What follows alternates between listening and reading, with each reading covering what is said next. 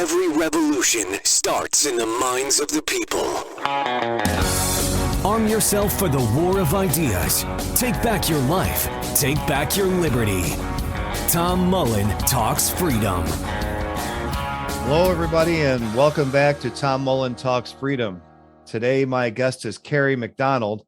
Kerry is a senior education fellow at Foundation for Economic Education and the author of Unschooled, Raising Curious, Well-Educated Children Outside the Conventional Classroom.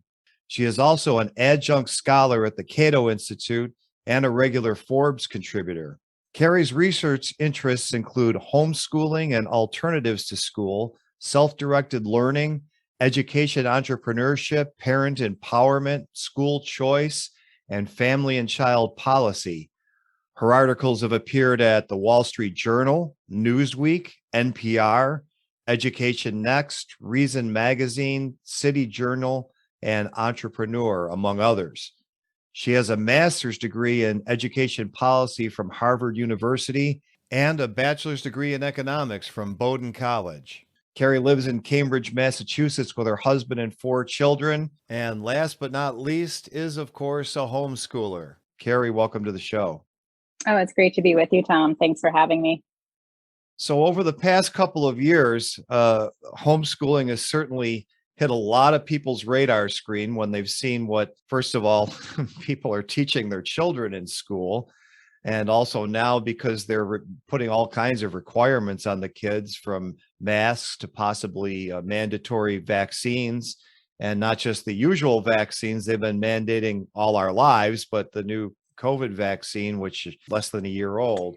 So lots of people are interested. Lots of people are curious, but you've decided to homeschool long before any of this happened. What first got you into it? Sure. Yeah, I was an economics major, as you mentioned, as an undergraduate. And so I became really interested in looking at education through the lens of economics, and particularly discovering that compulsory government schooling limited education choice, freedom, and free market solutions. And so that's what prompted me to go to graduate school in education policy. I also had a chance as an undergraduate, as part of kind of combining economics with my interest in education, to shadow a homeschooling family at the time. This was in the late 1990s. And I was just enchanted by what I saw. So I knew that homeschooling was really an interesting education model, like nothing I had ever seen before. I went to K-12 public schools. I had never really thought much about a different way of learning and child development until kind of starting to see that there were these other emerging models. So that piqued my interest, along with kind of the larger policy focus on school choice that was sort of beginning to come on the scene around the turn of the millennium, particularly with charter schools, kind of the beginning of that movement. And so I did some work there, but always had homeschooling in the back of my mind as this, truly innovative model for learning that puts not only learners back in the driver's seat of their own education, but parents as well, and kind of that parent empowerment that's so critical. So when, sort of a decade later, I was looking for education options for my own family, homeschooling seemed a natural fit.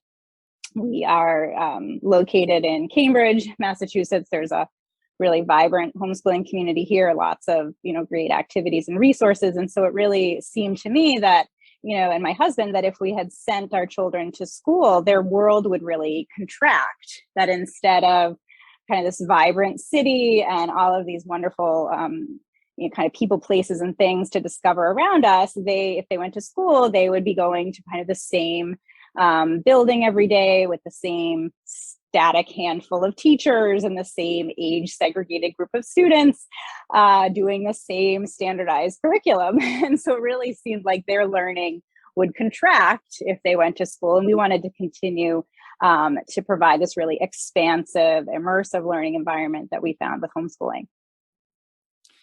Well, in your answer, as far as what's wrong with school, it sounds like in the beginning, like me, you didn't like what they were teaching, but it isn't just what they teach. And it's not just public school. It's also most private schools. it's also how they teach it. What do you see as the chief problems with the school paradigm or the school structure in trying to educate children? Yeah, I mean, I think the primary problem really is coercive schooling, particularly compulsory education. So while, some sort of these top-down standardized models for learning do exist in private education as well, parents have much more choice and freedom in that realm than they do in compulsory government schooling.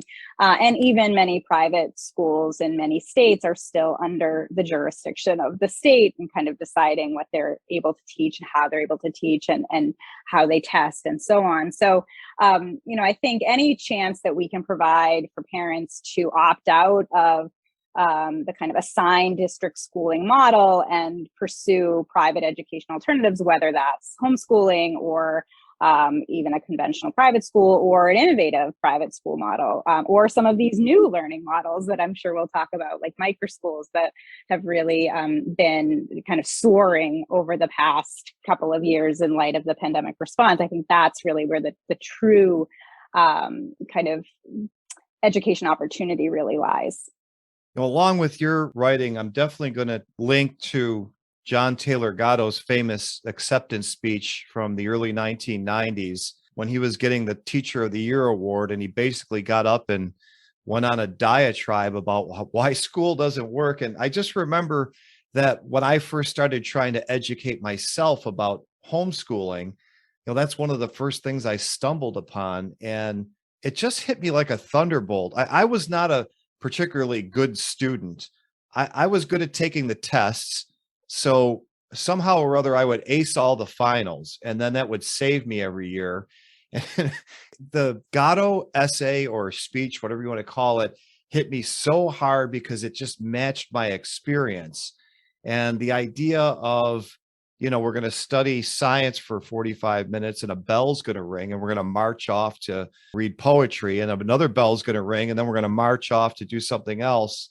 It doesn't sound like from your book that you think that's a very good idea. Yeah, I mean, John Taylor Gatto is a legend. He sadly passed away a couple of years ago, but as you mentioned, he was Teacher of the Year in New York, and he famously quit that teaching job in the pages of the Wall Street Journal op-ed in 1991, where he said, government schooling kills the family. It sort of takes children in the best times of their lives, and I'm paraphrasing here, away from their parents and puts them into this kind of standardized factory model of education that destroys their creativity and individuality and curiosity. So he's fantastic, and I'd encourage your listeners to read any of his books, Dumbing Us Down, The Weapons of Mass Instruction, just fantastic reads that I think will really galvanize a lot of parents to take the leap into homeschooling that so many parents have discovered not only over the past couple of decades, but most recently and most strikingly over the past couple of years. This is what I tell people when they ask me about homeschooling. Well, the one thing you don't want to do is try to recreate school at home. And I know you agree with that. What should schooling look like, or I should say, what should education look like directed by the parent? Yeah, I mean, I think a lot of parents, when they enter into homeschooling, think that they just need to replicate school at home. And of course, the school shutdowns in the spring of 2020, when there was this so-called, pandemic homeschooling or emergency homeschooling in light of the school closures, I think a lot of families thought, gosh, is this really what homeschooling is? I'm just doing Zoom school from my district into my living room, and this is miserable. And homeschoolers like you and I would say, actually, that's nothing like homeschooling. I think today's homeschoolers are really focused on their children's innate curiosity, emerging passions and talents, and parents act more as facilitators and guides and connectors, really matching students' interests and talents with available resources, both virtual resources, and there's so many now online learning resources available to homeschoolers and non-homeschoolers, many of which are free or low cost. Or the very real resources, the people, places, and things of our communities, the classes and activities and mentorship opportunities that we have around us. So I think kind of the first step that homeschooling or prospective homeschoolers should think about is what does my child need? How do they learn best? What are some of the things that make them tick? And then let's think about a learning plan around that, as opposed to simply replicating the schooling environment that we're leaving in our own homes. There's a reason you're leaving it, right? So don't feel the pressure that you have to import that into your own home as part of the homeschooling journey. I remember from your book, it opens with the story about the beach. And it's a great analogy for a lot of what you just said, because you're looking at unschooled children, as you call them, either your children and maybe some others, and then the school children. And they're all released on the beach. The school children are filling out worksheets, and the other children are out there discovering things with wonder. I think establishment people or people trained by the establishment would say, well, yeah, of course, they should be using that time productively and filling out those worksheets and learning something. Why is that wrong? Well, I think it's interesting you bring up that story, because one of the most profound I think insights from that anecdote was that I overheard this child who had her worksheet in hand approach another child with her worksheet and say, "Oh, look, this is so cool. Look at this critter I just found." And the other child, looked down at the worksheet and said, "Nah, it's not on the list," and kind of walked away. And then you could just see the enthusiasm of the previous child just deflate, like, oh, okay, And so what could really have been kind of a magical moment of discovery on the brink of summer on a beautiful, bright June day, turned out to be just sort of another worksheet driven schooling experience. Do you think it's a true statement to say we have this idea that our kids have to go to school and they have to learn 1 through 10 on this list of scientific knowledge and 1 through 10 on this list of things they have to read? Probably should include Shakespeare and Saul Bellow or whatever. And, they have to learn how to do math and division and subtraction and some algebra.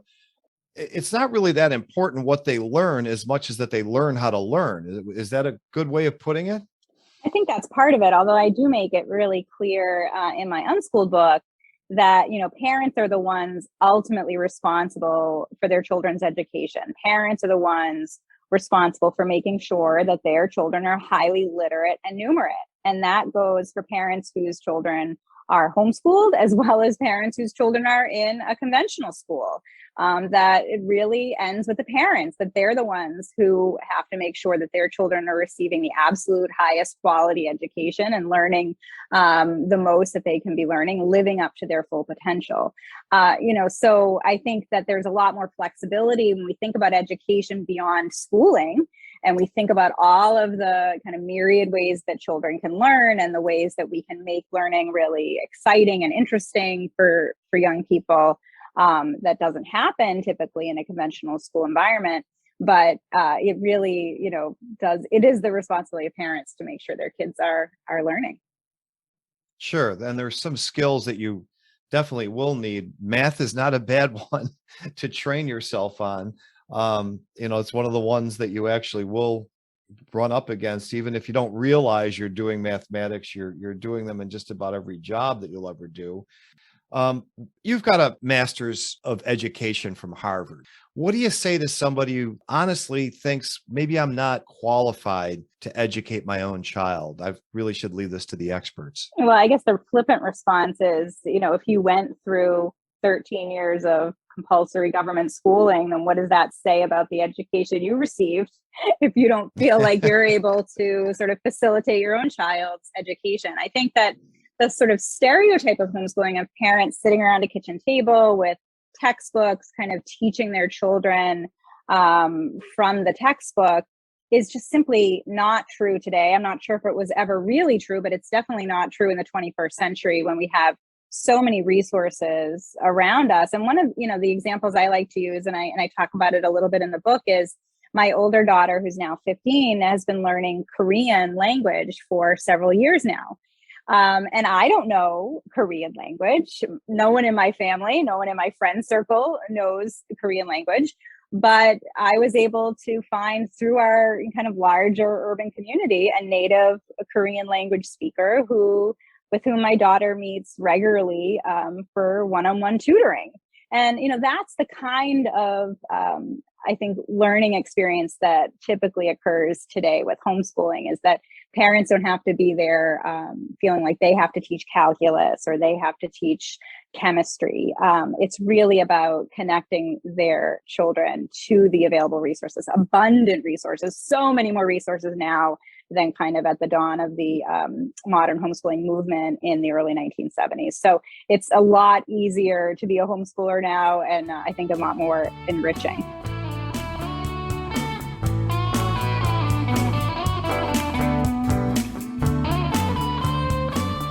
It's that time of the year again when we're all looking for something special to give friends and loved ones for the holidays. Unfortunately, the government and its bank have worked especially hard this year at doing what they do best, make things more expensive for the rest of us. Well, I have great news. You can get a free copy of my new ebook, An AntiState Christmas. That's my gift to you in appreciation for listening. But that's not all. I've also made the book available as a paperback at an incredibly low price, so you can get a few copies to give as gifts. It makes a great stocking stuffer. And don't worry, this is not some preachy libertarian treatise. It's full of fun and even includes a special Christmas beverage recipe. Get more information and your free ebook at AntiStateChristmas.com. That just ain't true. We help each other when we don't mean to. That's what we call the invisible hand. Something no politician understands. Just leave it up to supply and demand and follow the goal. What has changed about the approach to homeschooling since you wrote your book in the old normal in 2019 and 2021? Right, a lot. Well, so yeah, the book came out in May of 2019, and the spring of 2020, sales took off. I think I actually sold more books in 2020 than I did in 2019, as so many parents kind of got a taste of learning at home with their children during the school shutdowns, even though it was not what we would consider kind of authentic homeschooling. But they, at least started to think about maybe some different learning models. And to the point you made earlier, they also, for the first time, had a direct link to what was happening in their children's classrooms through Zoom schooling. And in many cases were, floored by what they were seeing, by what their children were learning or what they weren't learning. And then with the prospect, I think, of schools being closed as they ended up being in the fall of 2020, many families, decided to pull their kids out of school for what they thought was just a temporary, hiatus during the school closures. And they ended up really liking that experience. So the U.S. Census Bureau probably has the best data set on what actually happened with education over the past almost 2 years now. And they found that homeschooling tripled from pre-pandemic rates. So prior to the pandemic, the U.S. Department of Education counted just under 2 million homeschoolers. By the spring of 2020 to the fall of 2020, the numbers of homeschoolers doubled. And so now we have more than 5.5 million homeschoolers, which is more than 11% of the overall K-12 school age population. So from kind of 3.5% or a little bit less than 3.5% of the population pre-pandemic to then jumping to over 11% as of 2020. And then just when we thought that, schools reopening this fall might have led more families to re-enroll their children in school, or many families had kept their children out of kindergarten during the 2020-2021 academic year, expected those kids to head back into school. And that just has not happened, particularly in many large urban districts. I think, for example, of Los Angeles, in the previous academic year, 2020-2021, they lost somewhere around 4,800 public school students. And this year they lost 6,000. So, the numbers are going in the opposite direction that you'd expect. I think as more families again discovered that homeschooling might be much more rewarding and fulfilling than they expected, as well as just the growth in general of private education, private schools seeing an uptick in enrollment, and then the kind of burgeoning microschool movement. A lot of families discovering what were known as pandemic pods, or these kind of small home-based, multi-age, one-room schoolhouse models during the pandemic.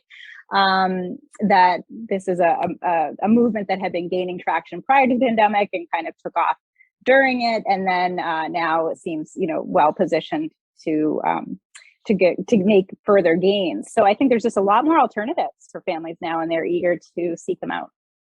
Well, if we talk about homeschooling, I'm going to have to bring this up. What we've all faced from even people, like, as I said, of goodwill. What about socialization? They first thing that somebody says is, well, I'm really interested in homeschooling, but I worry about socialization. And as far as flippant answers go, I have two actually. If I'm in a grouchy mood, I'll say, no, you're not. You're just repeating some word that no normal person would ever use unless they heard it on TV or somewhere. Or I tell them, well, I'm not worried about that. My child gets enough socialism from the TV and the internet. So, but I'm sure you have a more constructive answer. Should we worry about them not seeing as many kids, or is it just not true that they don't spend as much time with other kids? Well, I'm ashamed to admit that when I first started, researching homeschooling, as I mentioned, back in the late 1990s, and visited with a homeschooling family for the first time, my initial question to them was, "What about socialization?" So I sort of cringe now when I think about falling into that trap. But I think what it is that we're all so conditioned to believe that a child cannot be properly socialized without being enrolled in sort of this age segregated, standardized, typically government run learning environment. And nothing could be further from the truth. In fact, what I quickly discovered with this particular homeschooling family that I met with was that child had much more socialization, much more opportunity to be social, which is, I think, actually what most people are saying when they talk about socialization, than the other elementary school age children that I was shadowing or involved in a teaching practicum with at a local public elementary school at the same time that I was shadowing this homeschooling family. So the elementary school children, they were the ones really lacking in socialization. They were learning to be obedient, to conform, to, kind of replace their originality and their individuality with compliance to kind of these arbitrary rules. And what I saw instead with the homeschooled children was that their learning was so much more authentic and well-rounded, and really reflected their kind of larger interactions in their communities. And this is, the research really backs this up. Daniel Hamlin is a professor at the University of Oklahoma, and he's done some great research on homeschoolers. And he found that homeschoolers have much higher rates of what he calls cultural capital than children in public schools. So they are typically double or twice as likely to attend cultural events, historic sites, musical events in their community, to go to the library, go to the bookstore, go to museums, go to art shows in a given month than their public school peers. So when we think about opportunities that homeschoolers have to be social and to be immersed in their communities, in fact, they, as Daniel Hamlin points out, actually might have more opportunities because they have so much more freedom and flexibility in their daily lives. One of the things I remember from Gatto's books, I can't remember which one, that it's a lot more natural for a child to be in an environment with some other children and other adults. and that the natural way that civilization kind of became civilization is from children emulating adults, learning from them, being interested in what they were doing, not being segregated, as you said, into this artificial environment where everyone's the same age. And while they're sitting in their desk and being told not to stand up and not to talk to each other, that certainly isn't a social situation. So it's really outside of school, after school, that all the so-called socialization that's valuable happens. And of course, your homeschooled child, that's going to be available to them. Plus, since they're not putting in a set amount of time rigidly enforced, you will be here for these hours in this particular room, there's probably the opportunity for more. Isn't that right? Yeah, I mean, I certainly remember from my days in public school, the teacher, saying to the class, be quiet, don't talk out of turn. There's plenty of time to socialize after school, right? So that was where, you're right, that was where most of these opportunities to be social took place. It was outside of the classroom. And of course, when I was growing up, we had so much more freedom and opportunity in the afternoons. Our days weren't quite as scheduled and rigid as, unfortunately, so many children's schedules are today. We actually had wide open afternoons and summer times to play and explore with our peers, without kind of the constant hovering of adults. And of course, that's lost today too. So I think, one thing that homeschoolers, at least in my experience, are really committed to is providing children with a lot more freedom, with, the chance to, be kids and to kind of develop on their own timetables and really discover, who they are. One of the interesting tidbits of research that I cite in the Unschooled book looks at the outcomes of grown unschoolers. And I cite research done by Peter Gray, who's a professor of psychology at Boston College, a big unschooling, self-directed learning advocate. And he also wrote the foreword to my Unschooled book. And he and his colleague, Gina Riley, surveyed grown adult unschoolers who learned in a much more kind of less structured, more informal way. And he found that, most of them did quite well in adulthood. They were happy and fulfilled. If they chose to go to college, they were successful, but more than half of them became entrepreneurs in his sample. And they were doing work that connected to interests that they began to develop and cultivate when they were children or adolescents. And so I think that just speaks to the power of childhood and adolescence and the ways in which adults can facilitate kind of the emergence of these real talents.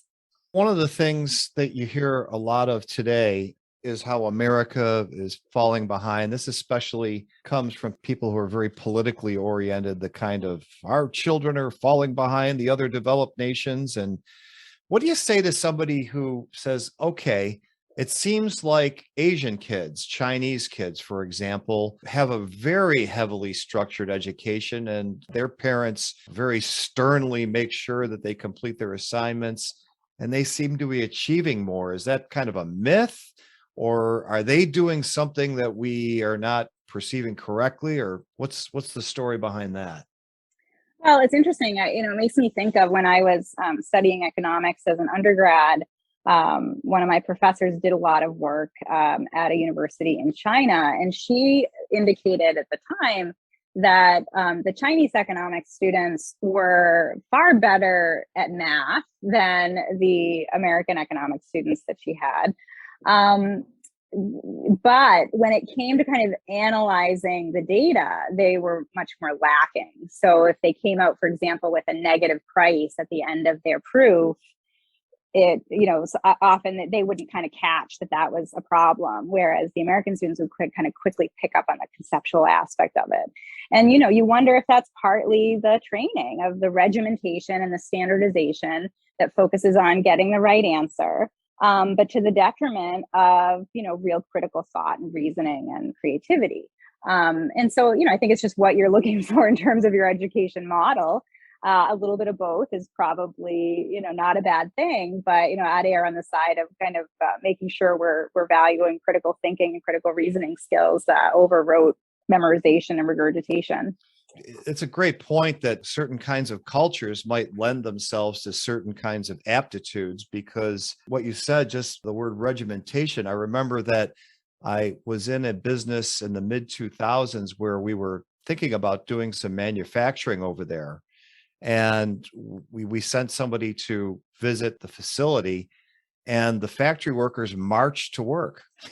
They weren't made to do that. That was just what they did. They all lined up and they marched into the factory like they were in the army or something. And it was just part of the culture. So I don't think it's a bad thing either that different kinds of cultures might produce different kinds of aptitudes. I mean, that's the real diversity, isn't it? Rather than ethnic or racial. Yeah, and I think it goes back to sort of the point I made earlier, is that it really comes down to parental choice in education, that parents should be able to choose from a whole suite of education options for their children, and select the one that's best for their family, best for their values and vision of what an education should be, and the best educational fit for their child. And what works for my child might not work for your child. What works for my family might not work for your family. And if we had a larger kind of education system that runs on free market principles of choice and freedom, then we would have so many better outcomes, I think, than we certainly currently do in the US. Let me ask you this. For a parent who has not given this a lot of thought, but now is really thinking about it and may not have ideological reasons, they're just very unhappy with sending their kid back to school, let's say next semester. What advice would you give somebody who feels like, I want to get my kid out of this? How do I start? Give me a little plan to get started for the first 4 or 5 months till I figure out what I'm doing. Yeah, well, I'd just back up and say that most of the reasons that modern homeschoolers are choosing this learning option are not ideological. In fact, again, according to the 2016 U.S. Department of Education data on homeschoolers, which is the most recent kind of analysis nationally about the homeschooling movement, they found that the number one motivator for today's homeschoolers is concern about the environment of other schools. And so really that is the primary reason that parents are pulling their kids out of school or choosing not to enroll them in schools to begin with, is that they're not happy with the environment of conventional schools, most cases an assigned district school, and they want something else for their kids. So it's not ideologically driven. And then in terms of, first steps, I think that certainly the advice I give to families is the number one thing to do is to connect with other local homeschoolers. And typically the best way to do that is through social media, is to find these kind of private groups, some cases public groups on Facebook or elsewhere, or different Google groups in your local community that you can join, and then find out what's available, meet people, find out different curriculum approaches, different educational philosophies, and see what works. That I think is the best place to begin. It can also, help you feel more a part of a community, learn about the different classes and activities that are going on and the meetups that are happening. And then I guess the second thing would be, to explore various, homeschooling resources. So there's certainly my book, but there's quite a few homeschooling books and articles that, can be really helpful as a parent considers this option. Okay, well, I know that I've interrupted some homeschooling of your own that was going on right before we started talking. So before I let you go, Kerry, where can people find more of your work, and where can they find your newsletter? Yeah, so you can find me at fee.org, fee.org/Kerry, Kerry. That's my website at FEE, the Foundation for Economic Education. There you'll see links to all my articles, links to my social media accounts. You can sign up for my weekly newsletter at FEE, and you can also see a link to my book. All right, we'll link to all that as well on the show notes page here. Kerry, thanks so much for coming on, and best of luck. Oh, great to be with you, Tom. Thanks so much. Okay, friends, that's going to do it for today.